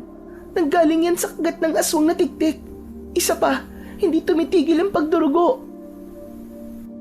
Hindi ko pinansin ang sinabi ni Lena. Sa halip, hinubad ko ang suot kong damit para maayos niyang magamot ang sugat ko. Nakita kong inihanda niya ang garapon. Yun din ang garapon na nakita kong hinukay niya sa lupa nung una ko silang nakitang mag-ina sa kakahuyan. Tumingin ako sa muka ng asawa ko. Ano ba yan, Lena? Saka ko na ipapaliwanag sa iyo, Raul. Kailangan mo na malagyan ng gamot ang sugat mo. Binuksan ni Lena ang takip ng garapon. Saka ibinuhos ang laman nito sa balikat ko. Naramdaman ko ang pagguhit ng hapdi mula sa likidong pumatak sa sugat ko. Teka, Lena. Aray, ang sakit. Ano ba yan? Malalaman mo rin kung ano ang bagay na to. Sige na, tiisin mo muna ang sakit. Kailangan maagapan ang sugat mo para hindi lumala. Ang mahalaga ngayon, mapigilan ang pagdurugo ng sugat mo. Hindi muna ako nagtanong. Hinayaan kong gamutin ako ni Lena. Pagkalipas ng 5 minuto, nagulat ako sa biglang pagtigil ng pag-agos ng dugo sa sugat ko. Nagpalipat-lipat ang tingin ko sa anak at sa asawa ko dahil natitiyak kong kakaibang gamot ang ginamit sa akin ni Lena. Lena, magsabi ka sa akin ng totoo. Hindi to kayang gawin ng ordinaryong manggagamot lang. Hindi sumagot sa akin si Lena. Sa halip ang sumagot sa tanong ko ay ang aming anak na si Benjo. Tay, hindi niyo po ba alam? Tinalikuran po ni nanay ang pagiging albularya niya para sa inyo. Lena, sumagot ka, tinatanong kita. Totoo ba ang sinabi ni Benjo? Hindi ako pinansin ni Lena. Sa halip, ipinagpatuloy niya ang panggagamot sa akin. Hinintay kong matapos siya sa pagbenda sa sugat ko. Saka ko siya hinayaang magsalita at magpaliwanag. Pero biglang napagulgul ng iyak si Lena. Bakit ka umiiyak? Hindi ako galit sa'yo. Kaya sabihin mo sa akin kung bakit mo itinago sa akin ang bagay na to. Kasi, pakiramdam ko kasalanan ko. Wala kang kasalanan, Lena. Nagulat lang ako. Dahil may ganyan ka palang kakayahan. Patawarin mo ko, Raul. Hindi ko naman sinasadya na ipagdasal na mapahamak ka. Hindi ko pala kaya kapag nawala ka at mamatay ka. Ano ba't sinasabi mo, Lena? Minsan ko nang hiniling na sana kainin ka ng buo ng aswang na tiktik. dahil sa ginawa mong pananakit sa akin. Ngunit natauhan ako dahil hindi ko pala kayang mawala ka. Sobra kong pinagsisisihan ang kahilingan kong yun, Raul. Wala kang kasalanan, Lena. Naiintindihan ko kung bakit nasabi mo ang bagay na yun. Ako nagkamali. Ako may kasalanan sa inyo. Tama lang na nangyari sa akin to. Dahil kung hindi to nangyari, hindi ko malalaman kung gaano kayo kahalaga sa buhay ko. Naging miserable ang buhay ko. Nang iwan mo ko, Lena. Ang mahalaga, ligtas ka. Totoong natakot ako nang makita kitang duguan at nakahiga sa lupa, Raul. Kaya ba, grabe ang iyak mo kanina? Oo, Raul. Ganun ba ako kahalaga sa'yo, Lena? Oo, Raul. Kaya nga tinalikuran ko ang pagiging albularya ko para pagsilbihan ka. Hindi ko alam na malaki pala ang sakripisyo mo para sa akin. Pagkatapos puro sapapa ng loob ang isinukli ko sa'yo. Kalimutan na natin yun, Raul. Ang mahalaga, natuto na tayo. Teka, ba't bigla ka natigilan? Raul, kanina habang ginagamot kita, nakita ko ang dugong umaagos mula sa balikat mo. Kakaiba. Nalaman ko na may hawakan ng aswang na tiktik. Tama ba ako? Oo, Lena. Tama ka.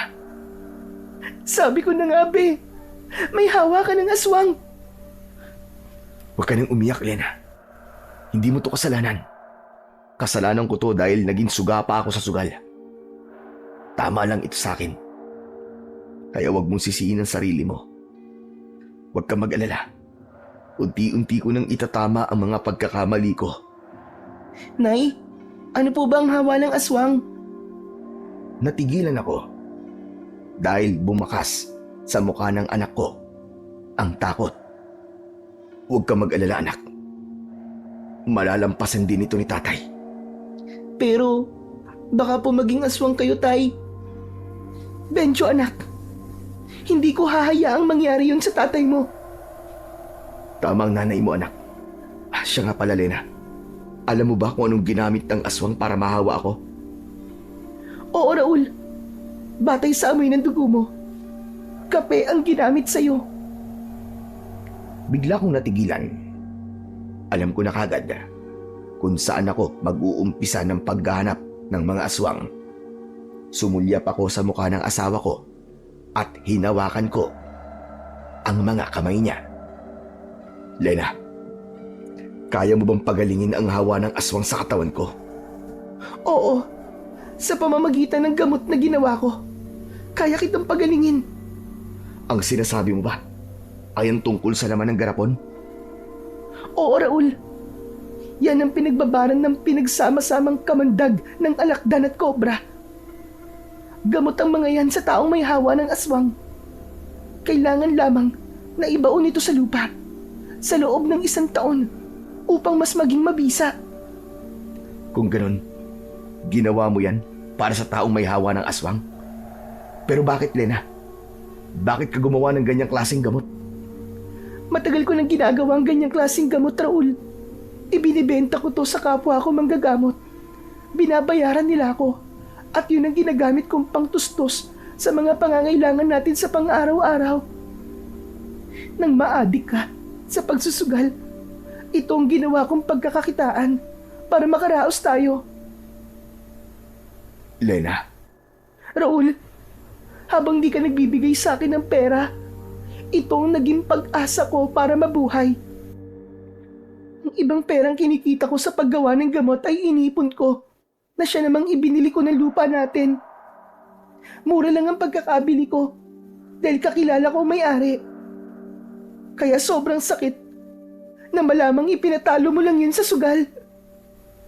wala akong nasabi nang marinig ko ang mga bagay na yon mula sa asawa ko.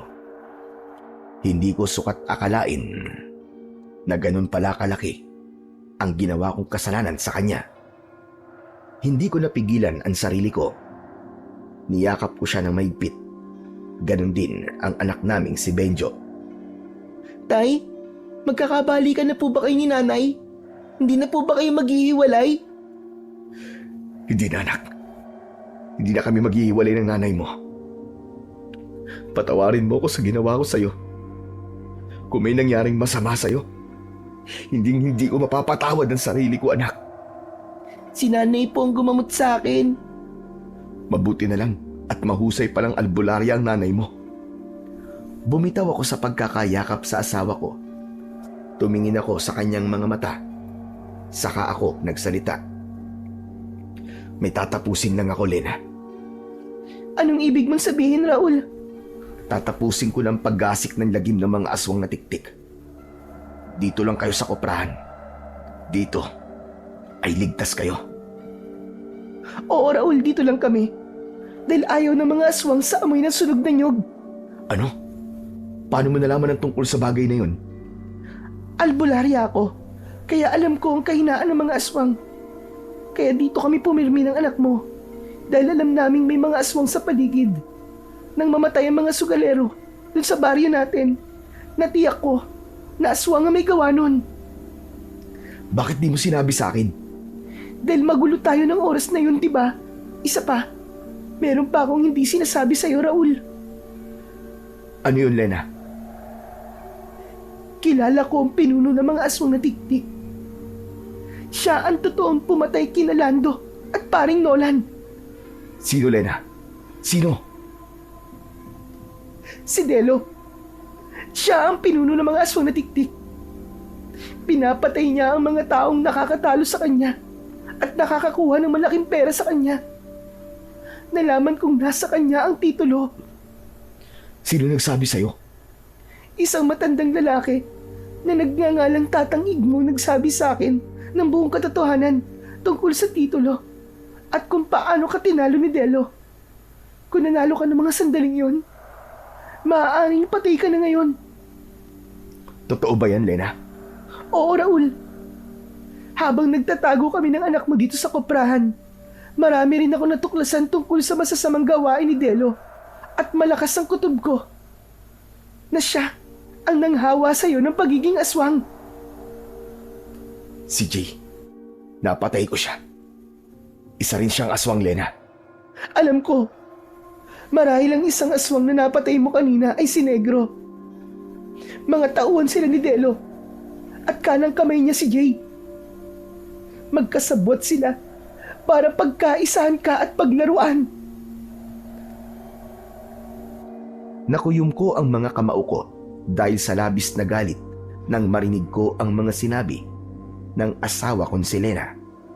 Matagal na pala nila akong niloloko para gawing alagad ni Delo. Hindi ako makapaniwalang ang mga itinuring kong kaibigan ay isa palang kaaway at mga aswang. Kaya nga walang magandang maidudulot ang sugal sa buhay ng tao, Raul. Dahil sa sugal, muntik ka nang mapahamak at muntik nang masira ang pamilya natin. Oo, Lena. Pagkatapos ng problema kong to, itatama ako ang mga nagawa kong pagkakamali sa inyo ng anak ko. Anong pinaplano mo? Babawiin ko kay Delo ang titulo ng lupa natin, Lena. Dahil nakuha niya yon sa akin sa pamamagitan ng pandaraya. Mag-iingat ka, Raul. Huwag ka mag-alala, Lena. Hindi pa ako kikilos ngayon. Magpapagaling muna ako. Paghahandaan ko ang paghaharap namin ni Delo. Pagkatapos namin mag-usap ni Lena, ay agad akong nagpahinga sa koprahan. Hindi natulog ang asawa ko sa pagbabantay niya sa akin. Napansin ko rin ang anak kong si Benjo na nagsusunog ng kopra sa tabi namin. Makakatulong daw yon upang itaboy ang mga aswang sa paligid ng koprahan. Yun ang mga bagay na sobra kong hinangaan sa mag-ina ko. Hindi ko alam na ganun pala katapang ang pamilya ko at ipinagpapasalamat ko yon sa Panginoong Diyos dahil hindi niya hinayaan na masira ang aming pamilya dahil sa pagkakalulong ko sa sugal. Pagkalipas ng 1 linggo na pagpapahinga, magaling na ang sugat ko na igagalaw ko na rin ang balikat ko. Isang gabi, tinulungan ako ni Lena sa paghahanda ng mga dadalhin sa pagpunta ko sa sugalan. Balak ko sanang sunugin ang bahay pasugalan ni Delo. Gagamitin ko ang hiniwa-hiwa kong kopra ng nyug. Ako nang bahalang magbuhos ng katas ng sampagita sa tabak ko. Maglalagay rin ako ng katas ng sampagita sa buo kong katawan upang mapigilan ang paglabas ng sintomas ng hawa ng aswang. Sigurado ka bang hindi mo na kita gagamutin ngayon para matanggal na ang hawa ng aswang sa katawan mo? Huwag muna, Lena. Magagamit ko ito laban sa aswang na si Delo. Kung sa bagay may punto ka, kahit papano, magkakaroon ka ng pambihirang lakas sa katawan mo. Tama ka, Lena. Hanggat maaari, huwag na huwag kayong lalabas ng koprahan, ha? Dahil ligtas kayo rito. Ikaw na rin ang nagsabi. Oo, Raul. Kaya huwag mo kaming alalahanin. Basta mag-iingat ka sa pagpunta mo ron at ligtas kang bumalik sa amin. Mangako ka, Raul. Mangako ka. Oo, Lena, nangangako ko. Gagawin ko ang lahat para walang mangyari sa akin. Pero, ipagdasal mo ko, Lena, na magtagumpay ako ron. Pagkatapos kong maihanda ang sandata ko, ay agad akong nagtungo sa sugalan ni Delo. Pagdating ko ron, ay maraming tao ang nakabantay sa labas ng sugalan. Lahat sila ay tumingin sa akin. Nagkunwari akong walang alam tungkol sa kanilang tunay na pagkatao. Nakita ko si Delo at sinalubong niya kagad ako.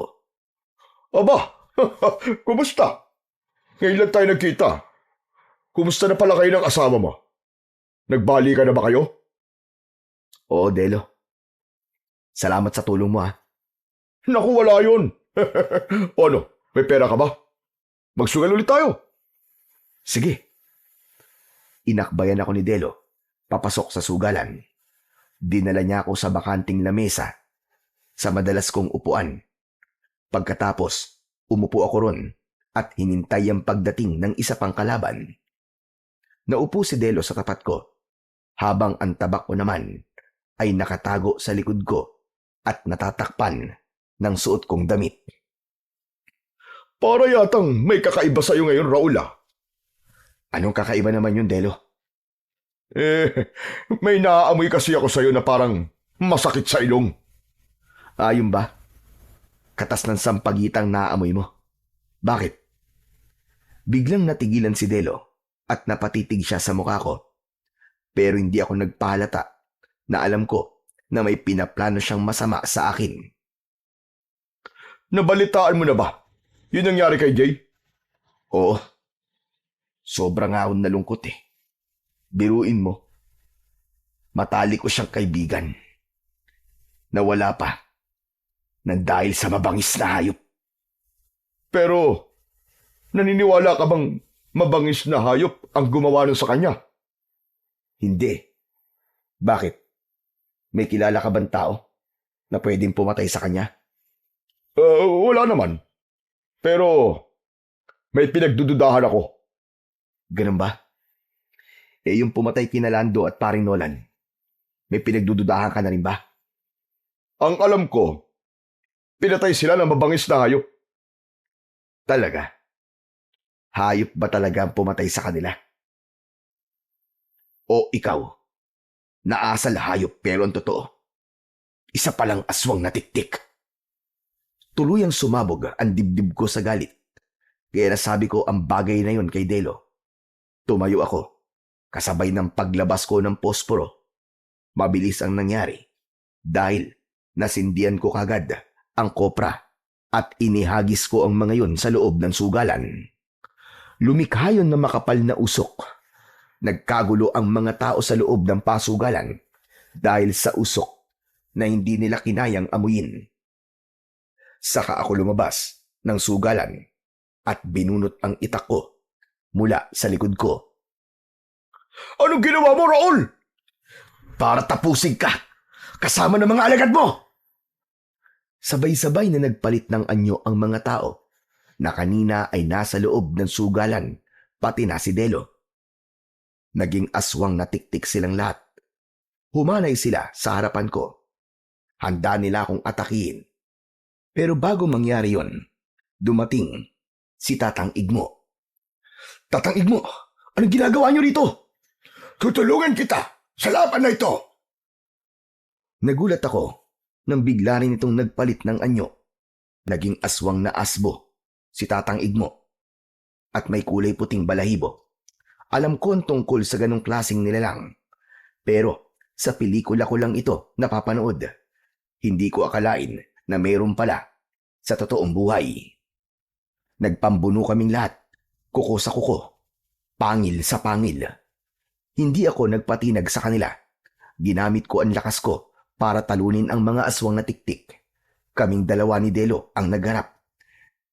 Si Tatang Igmo ang lumaban naman sa mga alagad ni Delo. Lahat sila ay sinunggaban ng aswang asbo na si Tatang Igmo. Gamit ang kuko at sa pamamagitan ng pagsakmal ay winasak niya ang katawan ng mga aswang na tiktik. Kaya naman, lalong nagalit si Delo. Hindi ako makakapayag na magtagumpay kayo. Magtatagumpay kami, Delo, dahil lilipunin namin ang mga aswang na gaya nyo. Iwinasiwas ko ang itak. Sumugod ako sa kinaroroonan ni Delo. Tinaga ko siya, ngunit sinalubong niya ng kuko ang talim ng itak ko. Muntik niya akong tamaan sa dibdib. Mabuti na lang at nakaiwas ako. Tumalon ako ng mataas at sinuntok ko sa likod ang tiktik na si Delo. Gumanti siya sa akin ng sipa at kagat sa braso. Hiniklas ko ang braso ko. Hindi ko ininda ang sugat nito. Sa halip, gumanti ako sa kanya ng taga na tumama sa leeg niya. Inulit ko ang pagtaga. Tumama yun sa balikat niya.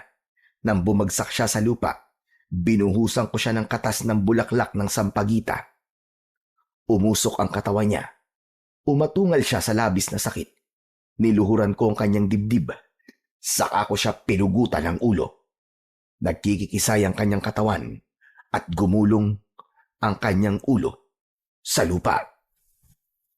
Lumapit sa akin si Tatang Igmo.